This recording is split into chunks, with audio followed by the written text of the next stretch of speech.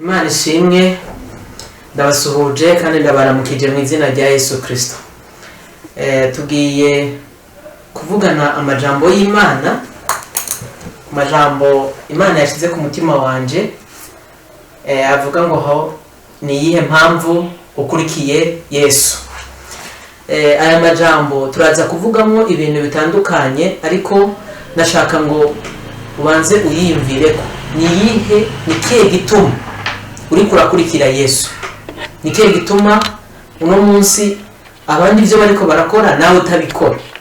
Ni gituma abandi bakora ibyaha nawe ntubikore? Ni gituma wafashe urugendo rwo kuvuga ngo uri umukristo? Amen.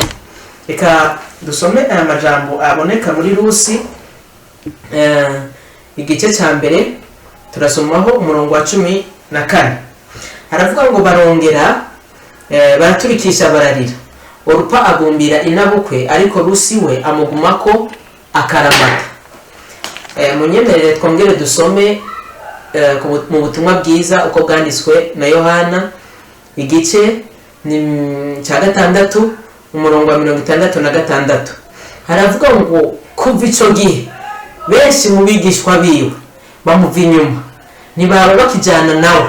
Yesu abaza bamwe 12 ati, mbega namwe muragomba kwigira? Simoni Petero aramwishura ati, tuje kwande ga mugenzi, ko ari wewe ufise amajambo y'ubugingo budashira. Natwe twarizeye tumenye yuko wewe uri uwera w'Imana. Amen.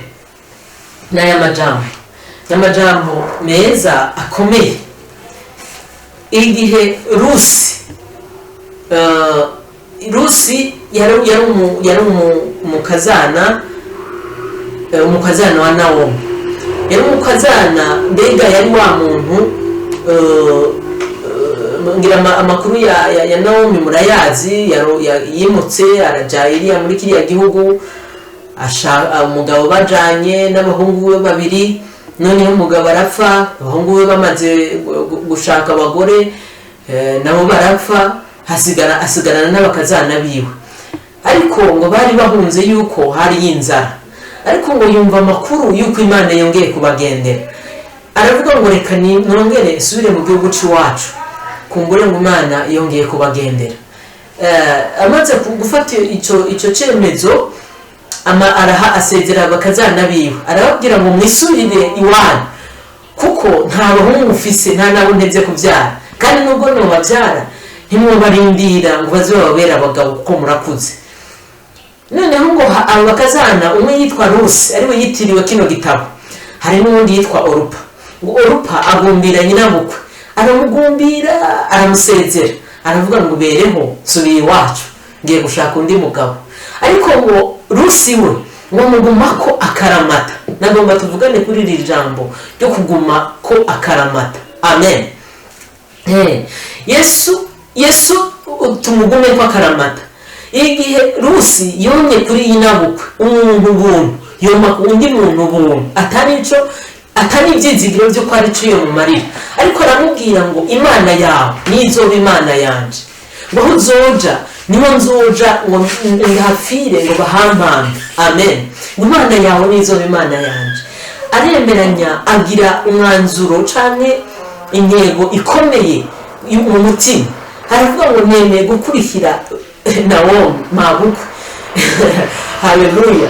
Hari abantu bakurikiye Yesu bakaba bafise ibintu bamushakako, noneho bakaba bagasubira inyuma.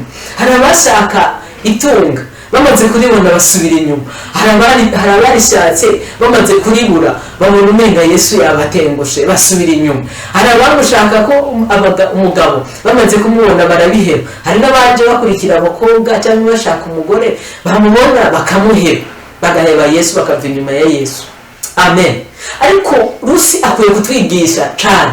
Rusi ngo yuma kuri Nawomi, amuguma ko karamata. Amaherezo yiwe yabaye neza. Ni inkomoko ya Yesu Kristo, ari mu bisekuruza cyangwa muri genealogy cyangwa mu gisekuruza cya Yesu, kubera afise ukuntu yomatanye n'umuntu buntu, akamushaka ibyizigiro gusa kuko yumvise yuko Imana iwabo yabagende. Aravuga ngo nimba yabagende, nanje Imana izongendera, kuko ubwoko bw'iwa nanje buzoba ubwoko bw'iwacu. Amen.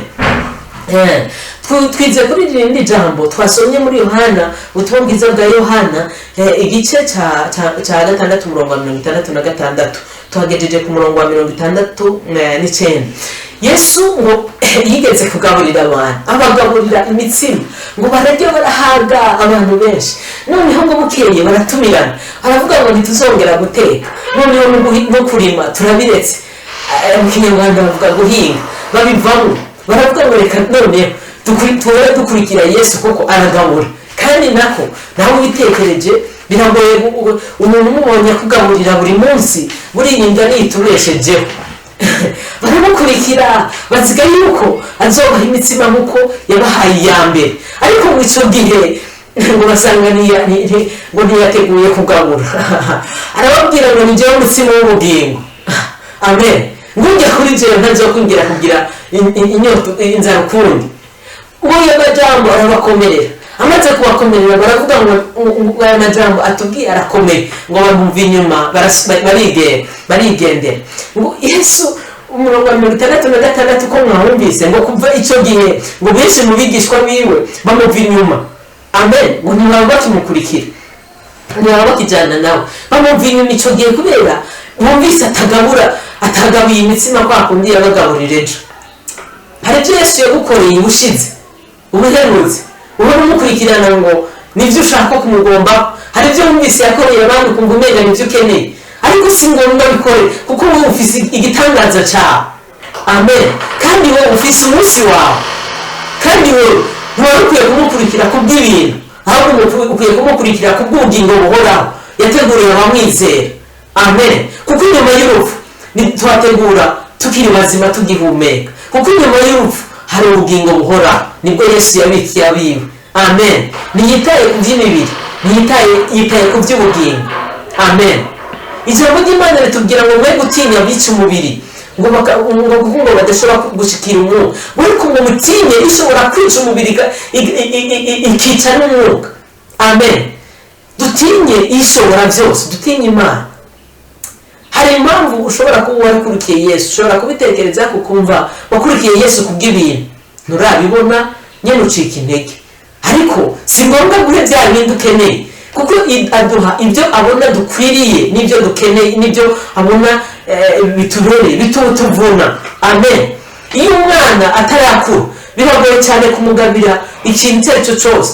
Abavyeyi bagerageza kumurimita gushika azokura, bakamuha uburenganzira bwose, bakamuha ibintu byose akeneye, bakamuha ibintu byose bikeneye umuntu akuze. Amen. Agikeneye amata bamuha amata.